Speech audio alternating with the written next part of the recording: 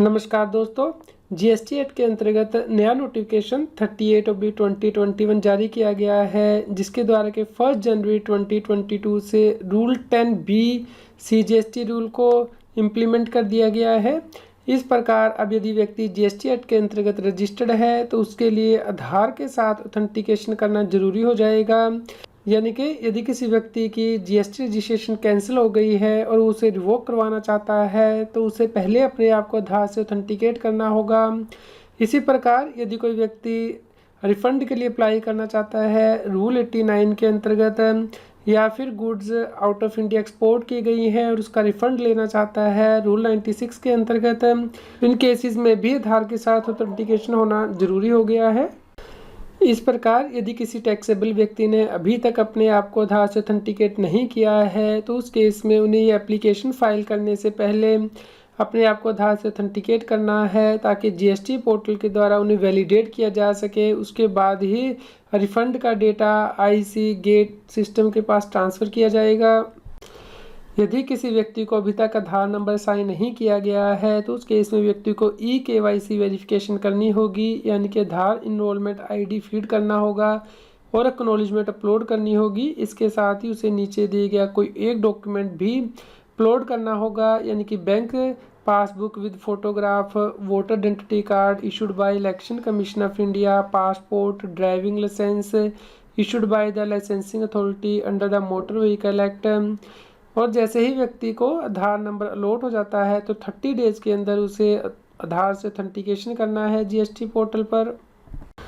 कोई भी टैक्स पे जीएसटी पोर्टल पर जाके आधार से ऑथेंटिकेशन कर सकता है या KYC वेरिफिकेशन कर सकता है। इसके लिए उसे जीएसटी पोर्टल पे लॉगिन करना है, डैशबोर्ड में जाना है, माई प्रोफाइल में जाना है, वहाँ पे आधार ऑथेंटिकेशन स्टेटस पे क्लिक करके आधार से ऑथेंटिकेशन करना है।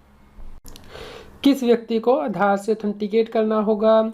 रजिस्टर्ड व्यक्ति का जो ऑथराइज सिग्नेटरी है उसे आधार से ऑथेंटिकेट करना है। इसके अलावा स्पेसिफाइड इंडिविजुअल को, जैसे कि प्रोप्राइटरशिप फर्म के केस में प्रोप्राइटर को, पार्टनरशिप फर्म के केस में किसी भी पार्टनर को, HUF के केस में कर्ता को, कंपनी के केस में मैनेजिंग डायरेक्टर और किसी होल टाइम डायरेक्टर को, AOP BOI सोसाइटी के केस में किसी भी मेंबर को, मैनेजिंग कमेटी के और ट्रस्ट के केस में ट्रस्टीज को अपने आप को आधार से ऑथेंटिकेट करना होगा।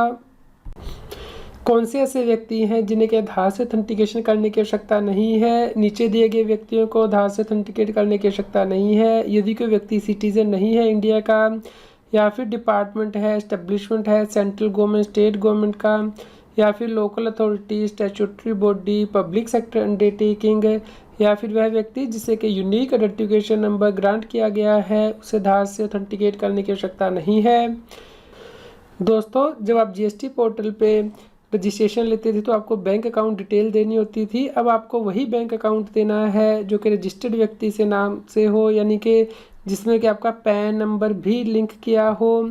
और इसके साथ ही यदि प्रोप्राइटरशिप कंसर्न है तो उस पैन नंबर के साथ व्यक्ति का आधार नंबर भी लिंक होना चाहिए।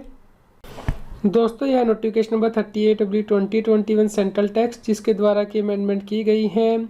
इस प्रकार यदि अभी तक आपने जीएसटी पोर्टल पे आधार से ऑथेंटिकेशन नहीं किया है तो आप जल्दी से कर दीजिए, ताकि आप ये फैसिलिटीज़ अवेल कर पाएँ, जैसे कि जीएसटी का रिफ़ंड अप्लाई कर पाएँ, या फिर यदि नंबर कैंसिल हो जाता है जीएसटी का तो आप उसकी रेवोकेशन के लिए एप्लीकेशन फ़ाइल कर पाएंगे। तभी यदि आपने अपना आधार से ऑथेंटिकेशन किया है जीएसटी पोर्टल पे। उम्मीद करते हैं दोस्तों आपके लिए यह न्यूज़ यूज़फुल रही होगी। कृपया लाइक कीजिए, शेयर कीजिए, ताकि सभी लोगों तक ये जानकारी पहुंच पाए और वो जीएसटी की कंप्लायंस कर पाएँ। रेगुलर जीएसटी और टैक्स अपडेट के लिए इस चैनल को सब्सक्राइब करें।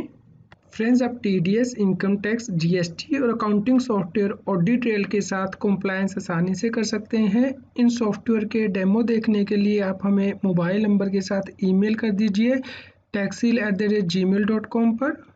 आप हमें Telegram app CA Satbir Singh Taxil पर ज्वाइन कर सकते हैं, ताकि आप जीएसटी और इनकम टैक्स के रेगुलर अपडेट अपने मोबाइल पर ही प्राप्त कर सकें।